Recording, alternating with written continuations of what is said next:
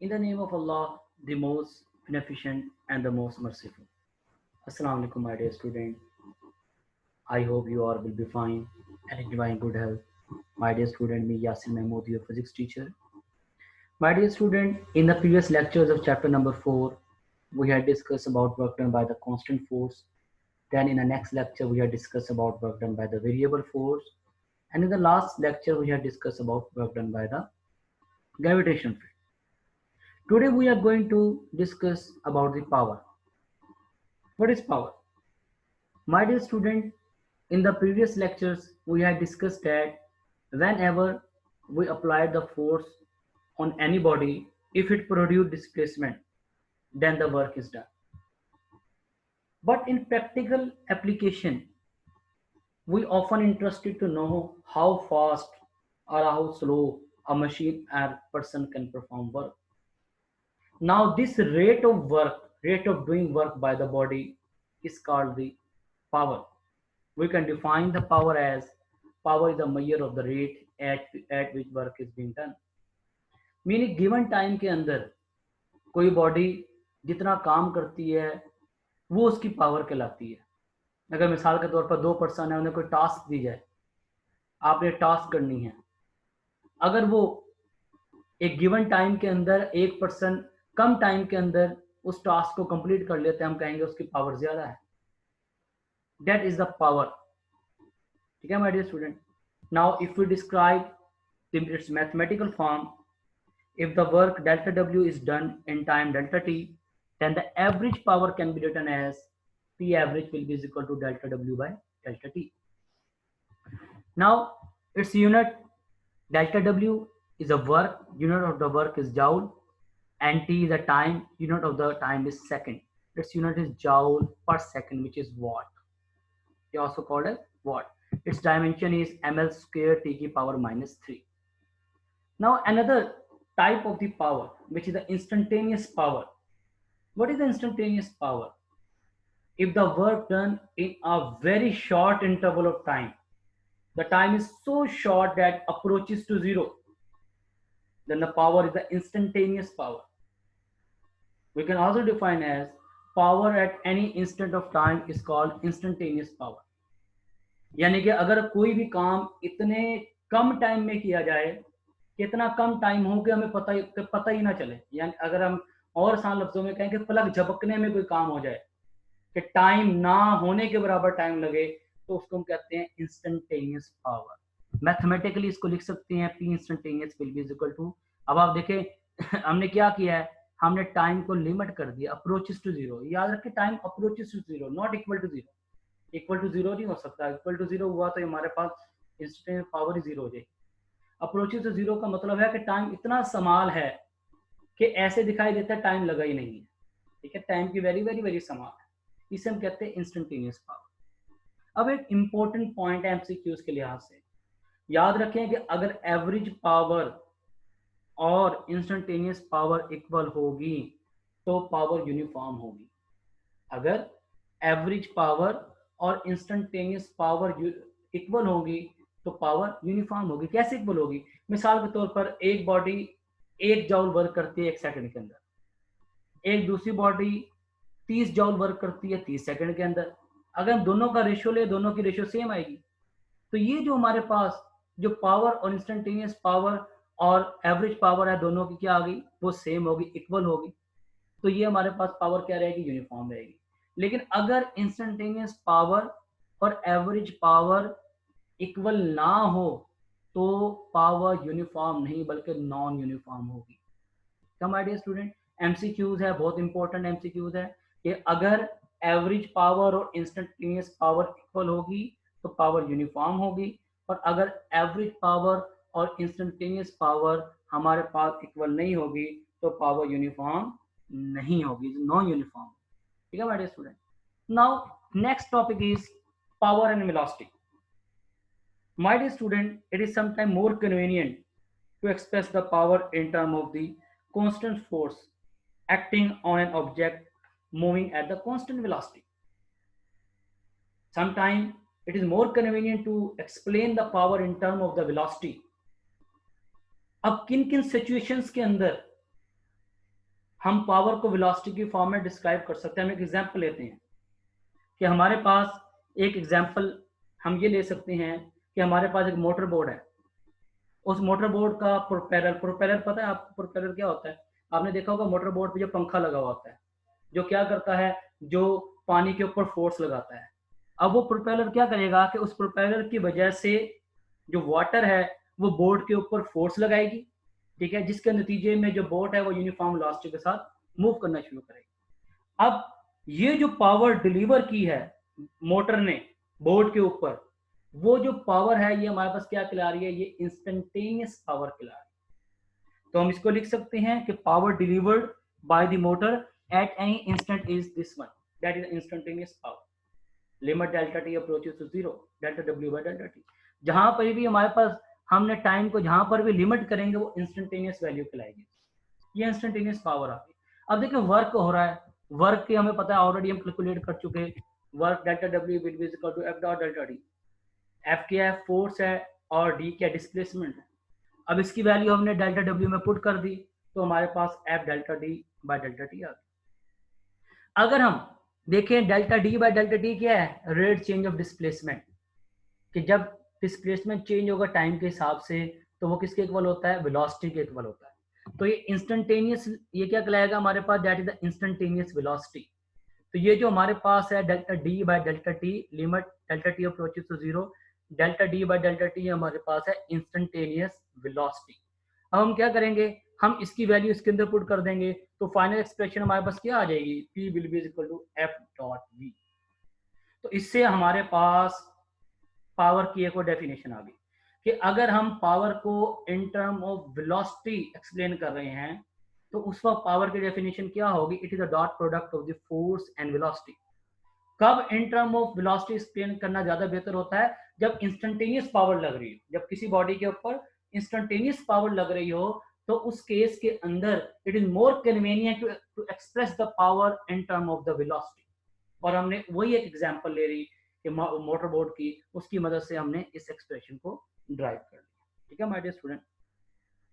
Now another thing, very important point, sometime for example in electrical measurement the unit of the work expressed as watt second, कि जब electrical measurement हम कर रहे होते हैं कि it is more convenient to express the work in term of the watt second.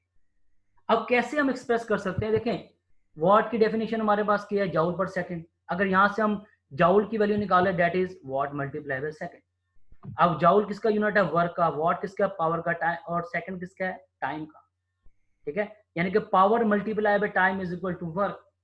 कि जब हम इलेक्ट्रिकल मेजरमेंट कर रहे होते हैं, मतलब देखें हमारे घरों के अंदर बहुत से इलेक्ट्रिकल अप्लायंसेस मौजूद हैं, बल्ब है, लाइट बल्ब है, ट्यूब लाइट है, फ्रिज है, एसी है, वो डिफरेंट किस्म की पावर उनके ऊपर डिलीवर की जाती है, वो डिफरेंट किस्म की पावर लेते हैं। ठीक है, क्योंकि जो जॉउल सेकंड है, हमारे जॉउल पर सेकंड है, जो वॉट यूनिट है, वो वेरी स्मॉल यूनिट है। ठीक है, अगर स्मॉल पावर डिलीवर की जा रही है तो उसको हम कर सकते हैं इन टर्म ऑफ जॉउल पर सेकंड। लेकिन अगर हम इलेक्ट्रिकल अप्लायंसेस में देखते हैं, अगर हम अपने कमर्शियल यूज में देखते हैं, जो कमर्शियल यूनिट जो हमारे पास हो जाएगा वो हमारे पास इलेक्ट्रिक एनर्जी का क्या हो जाएगा? Kilowatt hour. ठीक है, वेरी इंपॉर्टेंट पॉइंट है, commercial unit of electrical energy is kilowatt hour. अब क्वेश्चन यहाँ पे ये राइज होता है, देखिए एमसीक्यूज आता है पेपर के अंदर कि kilowatt hour is a unit of dash, student लिख देते हैं पावर। लेकिन बेटा आप देखें किलोवाट किसका यूनिट है? ये पावर का यूनिट है। और किससे रिलेट करता है? टाइम से। टाइम का यूनिट क्या है? सेकंड। यानी कि पावर मल्टीप्लाई बाय टाइम, ये है पावर मल्टीप्लाई बाय टाइम, किसके इक्वल है? एनर्जी के इक्वल है, जॉउल। ठीक है, work is a form of energy, ये ऑलरेडी हम पढ़ चुके पिछले क्लासेस के अंदर। जब कोई भी बॉडी कोई वर्क करती है इसका मतलब वो एनर्जी डिलीवर कर रही है। किसी भी बॉडी के ऊपर वर्क किया जाएगा इसका मतलब वो एनर्जी डिलीवर कर रही है। जब भी हम कहते हैं वर्क का यूनिट भी जॉउल और एनर्जी का यूनिट भी जॉउल। तो जब हम कमर्शियली पावर को मेजर करेंगे तो इन टर्म ऑफ किलोवाट आवर होती है, और किलोवाट आवर हमारे पास किसका यूनिट बनता है? इलेक्ट्रिकल एनर्जी का बनता है। यहाँ पर हमने यहाँ प्रूव भी कर दिया। ठीक है, तो किलोवाट आवर, किलोवाट किसका यूनिट? पावर का। आवर किससे रिलेट करता है? टाइम से। Power multiply by time is equal to energy. जाओ, ठीक है माय डियर स्टूडेंट, ये क्लियर हो गया कि इंपॉर्टेंट पॉइंट है, ये ध्यान में रखना है आपने। Kilowatt hour is a unit of electrical energy, not the power, it is a commercial unit. Commercial unit का क्या मतलब हुआ कि हमारे जो जो घरों के अंदर मुख्य इलेक्ट्रिकल, जो भी मैंने आपको बताया इलेक्ट्रिकल अप्लायंसेस इस्तेमाल होते हैं, हमारे पास एसी है, फ्रिज है, टीवी है, वो डिफरेंट पावर के अंदर डिलीवर की जाती है, वो डिफरेंट पावर लेते हैं, ठीक है, क्योंकि जाउल पर सेकंड वो समाल यूनिट है, वहां पर जाउल पर सेकंड के फॉर्म में हम पावर को मेजर नहीं कर सकते, हम उस पावर को मेजर करेंगे in term of electrical energy, in term of kilowatt hour. अब किलोवाट आवर की डेफिनेशन क्या होती है? 1 kilowatt hour is a work done in 1 hour by agency whose power is 1 watt. कि अगर एक बॉडी की पावर 1 वाट है, ठीक है, और 1 घंटे में जितनी वो एनर्जी डिलीवर कर रहा है वो उसकी क्या होगी, वो किलोवाट आवर हो, ठीक है। या 1 घंटे में एक ऐसी बॉडी जिसकी पावर 1 किलोवाट है, वो 1 घंटे में जितना काम कर रही है वो उसका काम कितना कहलाएगा, वो कहलाएगा 1 किलोवाट आवर, ठीक है। एक इंपॉर्टेंट हमारे पास है शॉर्ट क्वेश्चन भी इस चैप्टर के एंड में भी मौजूद है, और मेजॉरिटी टाइम बोर्ड के पेपर में भी आ चुका है कि 1 किलोवाट आवर किसके इक्वल है। अब देखिए 1 किलोवाट आवर अगर हम तो कन्वर्ट करें 1 किलोवाट कितने वाट के इक्वल होगा, 1000 वाट, या किलो में कितने होते हैं 1000, ठीक है। आर आर किसका, ये हमारे पास है टाइम से रिलेट करते हैं, इसको सेकंड में कन्वर्ट करेंगे, 1 घंटे में कितने सेकंड होते हैं 3600, ये हमने लिख लिया। तो इसको ये मल्टीप्लाई करेंगे 3.6 10 के पास 6 जाउल, हाँ 3.6 मेगा जाउल 10 के पास 6 मेगा के इक्वल होता है। वेरी इंपॉर्टेंट शॉर्ट क्वेश्चन है, चैप्टर के एंड पे भी मौजूद है कि 1 kilowatt hour is equal to 3.6 10 के पास 6 जाउल, और 1 kilowatt hour is equal to 3.6 mega joule, किसी भी तरीके से क्वेश्चन आ सकता है, ठीक है बेटा, ये ध्यान में रखना है। अब एक और भी यूनिट है पावर का जो कि ब्रिटिश यूनिट कहलाता है, वो हमारे पास क्या है, वो हमारे पास हॉर्स पावर, ठीक है। तो ये बड़ा यूनिट है, और हॉर्स पावर किसके इक्वल होता है, 1 हॉर्स पावर 746 वाट के। इंपॉर्टेंट एमसीक्यूज खास तौर पे आपके जो एंटी टेस्ट के एग्जाम्स होते हैं उसके अंदर काफी दफा ये आता है कि 1 horse power is equal to 746 watt के, ठीक है माय डियर स्टूडेंट, ये आपने जेन में रखना। तो यहाँ पर हमारे पास पावर की स्टडी कंप्लीट होती है। अब माय डियर स्टूडेंट हम आते हैं एनर्जी की तरफ। नाउ नेक्स्ट जो हमारे पास है टॉपिक वो है एनर्जी। एनर्जी क्या होती है? Energy of the body is its capacity to do work, कि किसी भी बॉडी की जो काम करने की सलाहियत होती है वो उसकी एनर्जी कहलाती है, ठीक है। जिस तरह अभी मैंने आपको बताया था work is a form of energy, जब कोई भी बॉडी कोई काम करती है इसका मतलब है वो एनर्जी डिलीवर कर रही है, ठीक है, वो एनर्जी दे रही है। अब एनर्जी कितनी किस्म की होती है हमारे पास? 2 किस्म की एनर्जी होती है, मैकेनिकल एनर्जी जिसे हम कहते हैं, एक काइनेटिक एनर्जी, दूसरी पोटेंशियल एनर्जी। काइनेटिक एनर्जी क्या होती है? Energy process by body due to its motion. जब बॉडी मूव करती है, हॉरिजॉन्टली मूव कर रही होती है, तो उसकी जो मोशन, जो एनर्जी प्रोसेस करेगी, जो एनर्जी गेन करेगी, वो काइनेटिक एनर्जी कहलाएगी। और इसका जो expression kinetic energy is equal to half M V square, ये पिछली क्लासेस के अंदर आप पढ़ भी चुके हैं और इसका प्रूफ भी आप कर चुके हैं, ठीक है।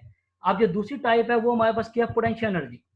The potential energy is process by the body because of its position in the gravitational field. Because जब हम किसी बॉडी की जो पोजीशन चेंज करते हैं, उसकी चेंज करने से जो पोजीशन चेंज करने जो एनर्जी गेन करती है वो पोटेंशियल एनर्जी कहलाती है। क्योंकि जब पोजीशन चेंज करेंगे वो हम अर्थ के ऊपर चेंज कर रहे होते हैं, तो जमीन हमारी ग्रेविटेशनल फील्ड होती है, और ग्रेविटेशनल फील्ड के अंदर आपको पता है जब किसी बॉडी के ऊपर हम फोर्स लगाते हैं तो वो हमारे पास ग्रेविटेशनल फोर्स कहलाती है, ठीक है। तो हम ये कह सकते हैं कि potential energy due to the gravitational field near the surface of the earth at the height h will be equal to mgh, ठीक है। क्योंकि जब हम किसी भी बॉडी को जमीन की सरफेस से डिस्प्लेस करवाएंगे सर्टेन हाइट के ऊपर, तो वो जो एनर्जी प्रोसेस करेगी वो हमारे पास पोटेंशियल एनर्जी कहलाएगी। अब बेटा यहाँ पर एक बहुत इंपॉर्टेंट पॉइंट आपको बताने जा रहा हूँ, बड़ा इंपॉर्टेंट पॉइंट है, जेन में रखना है। आगे जाकर आपके जो एंटी टेस्ट होंगे, कई इंटरव्यूज होंगे, और बोर्ड के पेपरों के अंदर भी ये इंपॉर्टेंट पॉइंट। अब जो ग्रेविटेशनल पोटेंशियल एनर्जी होती है that always determine relative to some reference point. कोई ना कोई रेफरेंस पॉइंट के जरिए ही potential energy, gravitational potential energy को मेजर किया जाता है, ठीक है। उस रेफरेंस पॉइंट के ऊपर जो पोटेंशियल एनर्जी की वैल्यू होती है वो जीरो होती है। हमारे केस में, इस केस में हम ले रहे हैं जो रेफरेंस पॉइंट है वो जमीन की सरफेस है, ठीक है। हम जमीन की सरफेस से बॉडी को लिफ्ट कर रहे हैं, तो जमीन की सरफेस पे जो पोटेंशियल एनर्जी होगी उस बॉडी की वो जीरो होगी। लेकिन क्वेश्चन ये राइज होता है कि आपसे क्वेश्चन किया जाए एक बॉडी जमीन की सरफेस पे पड़ी हुई है तो उसकी पोटेंशियल एनर्जी क्या होगी? क्या जीरो होगी या नहीं होगी? इसका आंसर क्या बनता है? इसका आंसर ये बनता है कि जीरो हो भी सकती है, नहीं भी हो सकती। हम कहेंगे उसकी पोटेंशियल एनर्जी डिपेंड करती है रेफरेंस पॉइंट पे। अगर तो उस बॉडी का रेफरेंस पॉइंट जमीन की सरफेस है तो फिर तो जीरो होगी, लेकिन अगर उस बॉडी का रेफरेंस पॉइंट जमीन का सेंटर है फिर वो जीरो नहीं होगी, क्योंकि न्यूटन लॉ ऑफ ग्रेविटेशन ये बात कह चुका है कि जमीन हर चीज को अपने सेंटर की तरफ खींचती है। अगर तो उसका रेफरेंस पॉइंट सेंटर है और बॉडी जमीन के सरफेस पे पड़ी हुई है तो फिर उसकी पोटेंशियल एनर्जी जीरो नहीं होगी, लेकिन अगर उसका रेफरेंस पॉइंट जमीन की सरफेस है और बॉडी सरफेस पे ही पड़ी है फिर जीरो। ठीक है, तो याद रखें कि जब भी ग्रेविटेशन पोटेंशियल एनर्जी मेजर करेंगे it always associated with some kind of reference point and that reference point have a potential energy zero. ठीक है बेटा, ये इंपॉर्टेंट पॉइंट था, ये आपने ध्यान में रखना है। नेक्स्ट हमारे पास छोटा सा टॉपिक है वर्क एनर्जी प्रिंसिपल। बेटा ये इंपॉर्टेंट टॉपिक है हमारे पास शॉर्ट क्वेश्चन के लिहाज से, ये पिछली क्लासेस में भी आप पढ़ चुके हैं। वर्क एनर्जी प्रिंसिपल की स्टेटमेंट क्या, whenever work is done on a body it increases energy. जब किसी भी बॉडी के ऊपर कोई वर्क किया जाएगा उसकी जो एनर्जी इंक्रीज करती है, जो कि हमने अभी प्रीवियसली भी मैंने आपको बताया। हम एक एग्जांपल से इसको सॉल्व करते हैं, एक्सप्रेशन सॉल्व करते हैं। Work is a form of energy हम डिस्क्राइब करते हैं कैसे इंक्रीज करती है। मिसाल के तौर पर एक बॉडी है जिसका मैस m है, वो मूव कर रही है विद इनिशियल वेलोसिटी के साथ। After covering some distance d हम उसके ऊपर फोर्स लगा कर उसको स्टॉप कर देते हैं, तो उसकी एनर्जी, उसकी जो वेलोसिटी वो इंक्रीज कर जाएगी, vi से vf बन जाएगी, फाइनल वेलोसिटी बन जाएगी। ठीक है, देन हम क्या करेंगे, थर्ड इक्वेशन ऑफ मोशन इसके ऊपर लगा देंगे, जिससे हम क्या मालूम करेंगे, इसका डिस्प्लेसमेंट। ठीक है, क्योंकि हमने वर्क को एनर्जी की फॉर्म में करना है। वर्क क्या होता है, फोर्स इनटू डिस्प्लेसमेंट।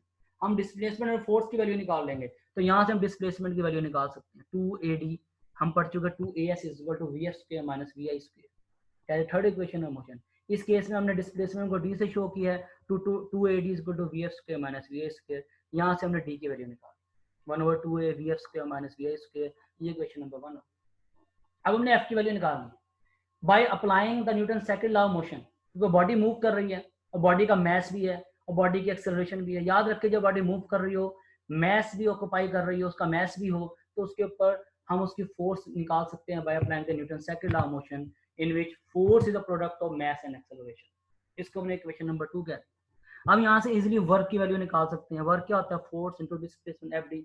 हम इक्वेशन नंबर 1 और 2 को मल्टीप्लाई कर देंगे तो हमारे पास ये इक्वेशन आ गई, ma/2a vf square minus vf। यहाँ से a से कैंसिल हो गया, बाकी क्या बच गया, D will be equal to half m into V F square minus V I square. अब यहाँ से हाफ m को मल्टीप्लाई कर दे अंदर, half m will be equal, F D will be equal to half m V F square minus V I square. ये क्या show कर रहा है कि work done on a body is equal to change in its kinetic energy. तो body के ऊपर जो वर्क किया है वो किसके इक्वल है, change in its kinetic energy. That is the work energy principal. लेकिन अगर हम इन टर्म ऑफ पोटेंशियल एनर्जी बात करते हैं कि अगर हम बॉडी को जमीन की सरफेस से सर्टेन हाइट पर रेस करते हैं तो हम कहेंगे work done changes the gravitation potential energy. ठीक है, वर्क डन किसके इक्वल होगा, changes the gravitation potential energy. अब चूंकि बॉडी को along the surface of the earth move कर रहे हैं, उसकी वेलोसिटी है, तो इस केस में हम कह रहे हैं कि work done is equal to change in its kinetic energy. अगर बॉडी को सर्टेन हाइट पर लिफ्ट करते हैं हम कहेंगे work done is equal to change in its potential energy. ठीक है माय डियर स्टूडेंट, इसी तरह अगर हम स्प्रिंग को कंप्रेस करते हैं तो जो वर्क होगा उसके ऊपर that will be equal to increase in its elastic potential. कि हम in the form of the kinetic energy, in the form of potential energy, दोनों की फॉर्म में हम वर्क एनर्जी प्रिंसिपल को एक्सप्लेन कर सकते हैं। जब भी शुरू में मैंने आपको कहा था कि when ever work is done on our body it always increases it's energy. उसकी एनर्जी काइनेटिक भी इंक्रीज हो सकती है, पोटेंशियल भी हो सकती है। ठीक है my dear student, that is a work energy principle and that is my dear, that's end of the today's lecture. My dear student, कोई बात आपको समझ ना आई हो, कोई पॉइंट क्लियर ना हुआ हो, आप अच्छी तरह इसको पढ़ें, उस पॉइंट को नोट कर लें। जब हम क्वेश्चन आंसर सेशन करेंगे तो आप जो क्वेश्चन कीजिएगा इंशाल्लाह जो है आपको क्वेश्चन के आंसर भी दिए जाएंगे और हम इसको डिस्कस भी करेंगे। Okay my dear student, take care, अल्लाह हाफिज।